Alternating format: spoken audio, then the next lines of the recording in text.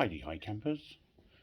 Well, what a glorious day it's been today, and a very busy one. We got the 6 foot vat set up and put a few fry in there. So we've now got a second facility. So we've got fry in the main pond, we've got fry in the IBC, and we've got fry in the 6 foot round vat.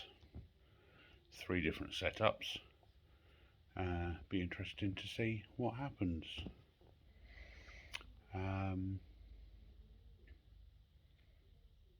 They're all still alive. Amazing. The fry in the main pond are loving life. They're getting braver and braver every day. They're more brave than the fry in the tanks, surprisingly. But yeah, they're really quite friendly now. They were hiding in all the plants, and now they're out shoaling around during the day. The fry in the other 2 tanks tend to huddle in the corner as soon as you walk over. They'll get there, and some of them have actually put on quite a lot of size. Some of the fry are a good 3 or 4 inches now, which is quite amazing, really. Some of them are about an inch, but some of them have really packed on some size, especially the chags. So that's a little fry update. I'll put a little clip of the fry in the IBC that I've just taken. It is quite late, but there are some solar lights on that fry tank, as you can see on the spooky fry short that I put up. What else have we done today? Oh yes, now I've never been one for really vacuuming my pond. I have a pond vac, and I mainly use it for pulling out gravel that the kids throw in from the path. But today there are a few bits of floating dead blanket weed. I thought, well, I wonder if the pond vac would make my life any easier getting it out. So I fired it up and I run my pond vac into one of the Blagdon 7-stage filters. I use that just to filter everything out and return the water to the pond. Some people seem to think that's a bad idea. Look at a lot of people, they do exactly the same. People like Righty run it through their sieve and back into their filter system. So there's lots of different schools of thought on that. But I've never been one for vacuuming my pond, as I say, apart from to get the gravel out. So I thought I'd have a go at getting this dead blanking weed out that was floating around, and ended up spending a good couple of hours in there. I was amazed.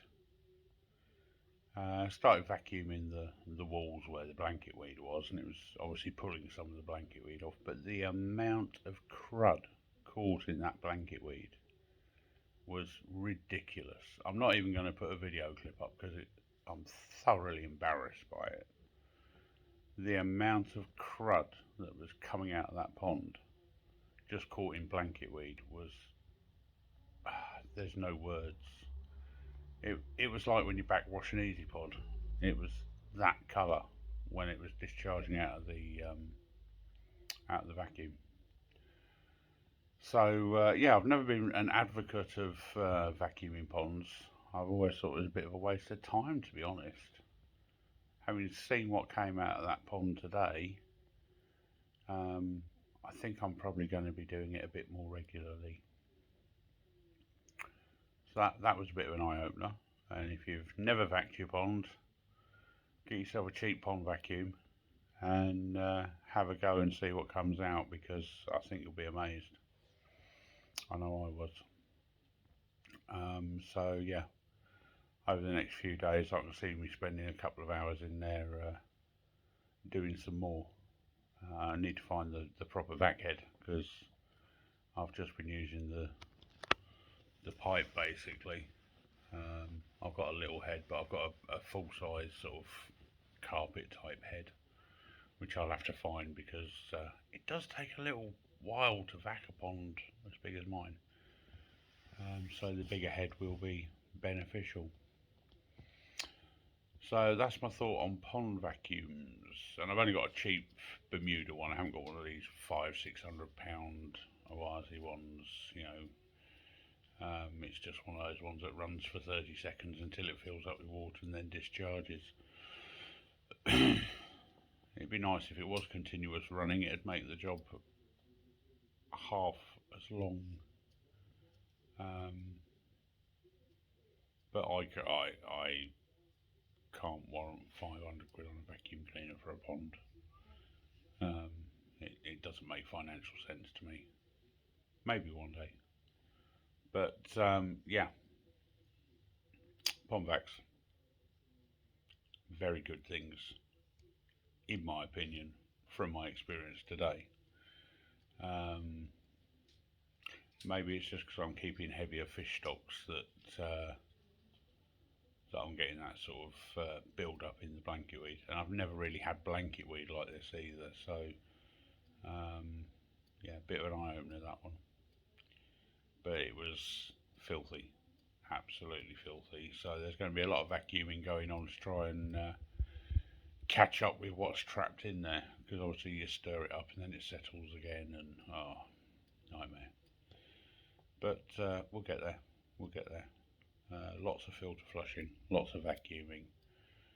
Try and get some more crud out. So that could be part of the problem I've been experiencing, as well as finding the crud under the plants. So we'll have to try and address that. I think I need a bit of a beard trim. I'm getting a bit Yeti-like. Anyway, that's my late night Sunday waffle.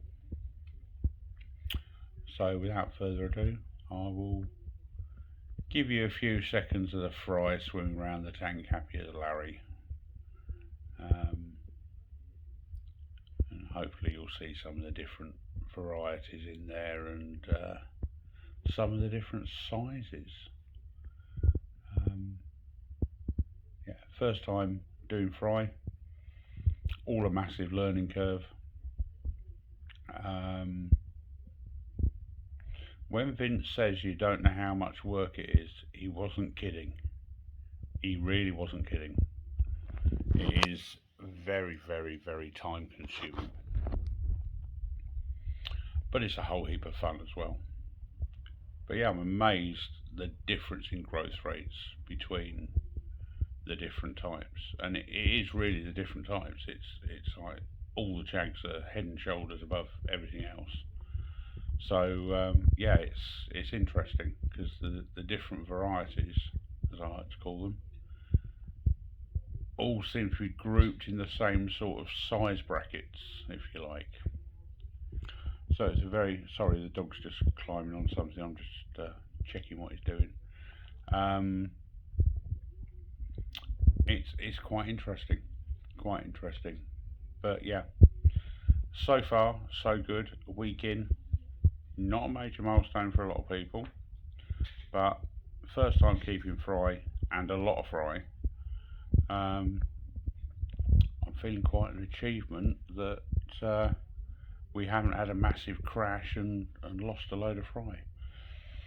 So yeah, without further ado, here's a bit of the fry. I'm going to go and sort the dog out and find out what he's doing. Ciao!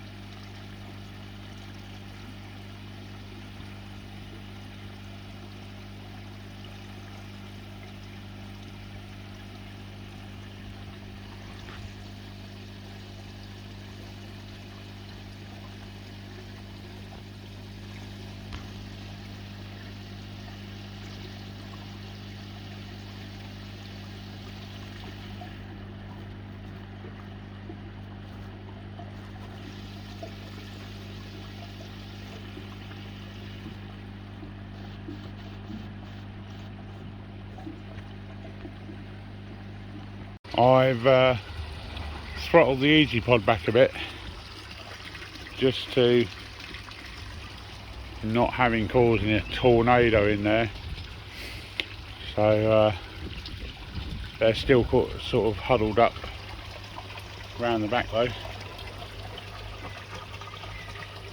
And I built the boy a step so he can watch the fish on his own. Actually, I told a little fib. I am going to put a clip up of what came out, purely and simply for educational purposes, that shows what can be trapped in your blanket weed and why it's a very good idea to get rid of it. So here you go. If you're easily shocked, I click away now.